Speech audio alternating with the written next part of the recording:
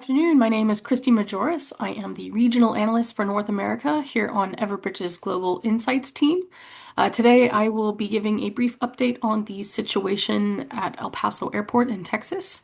You've probably seen a lot of this in the news this morning. So late last night, the FAA issued a temporary flight restriction for a 10-mile radius around the airport. They cited unspecified security concerns and also stated these measures would remain in place for approximately 10 days. And this effectively halted flight operations in and out of the airport. And then a few hours later, it was lifted.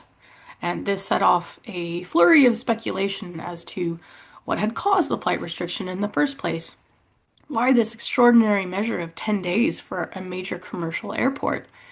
And in the immediate aftermath, there was sort of two competing explanations. First, that the military was responding to Mexican cartel-linked drones, which had infringed on U.S. airspace near El Paso.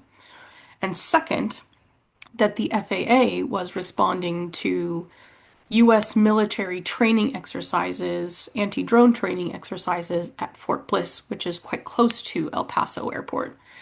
And since then, we've had a little bit more clarity, and it has emerged that there's a kernel of truth to both of these explanations.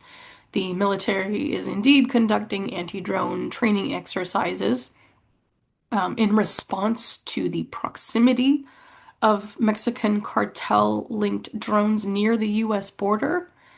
And the FAA is also concerned at the proximity of these training exercises to civilian airspace, and in this case, near El Paso Airport. And it seems that there was a breakdown in communication between these two agencies, with the FAA not being able to verify from the Department of Defense whether these exercises, which reportedly involved the use of high-energy lasers, posed a threat to civilian flight operations at El Paso. So they took the initiative and went ahead and issued that temporary flight restriction. Since then, communication has resumed between the two agencies, hence the lifting of the flight restrictions.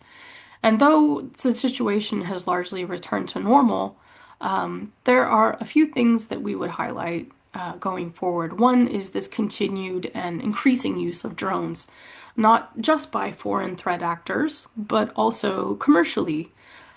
And also the responding training exercises that would be conducted by the military or other law enforcement agencies.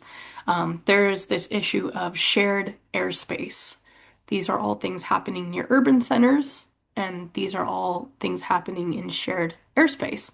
And so this issue of communication becomes really, really important.